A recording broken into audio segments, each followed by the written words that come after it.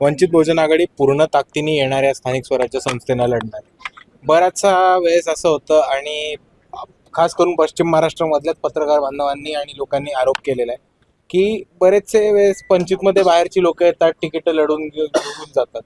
पण वंचित बहुजन आघाडी हा स्थानिक स्वराज्य संस्थांना पूर्ण ताकदीने आणि जोराने समोरनं जाणार आहे. कारण ही निवडणूक कार्यकर्त्यांची, पक्षाचे कार्यकर्ते आहेत, त्यांनाच तिकीट मिळणार आहेत, त्यांनाच उमेदवारी मिळणार आहे आणि ताकदीने तेच लढणार आहेत. तर ह्याच पार्श्वभूमीवर पूर्ण ताकदीने वंचित बहुजन आघाडी कार्यकर्ते आणि आमचा वोटर बेस हा ताकदीने या इलेक्शनला समोर जातो. आणि त्याच पद्धतीने सोलापूरमध्ये सुद्धा शहरामध्ये आणि सोलापूर ग्रामीणमध्ये होणाऱ्या स्थानिक स्वराज्य संस्था आम्ही पूर्ण ताकदीने लढतो. कोणासोबत जायचा विचार केला आहे की स्वतंत्रपणे पुन्हा निवडणूक?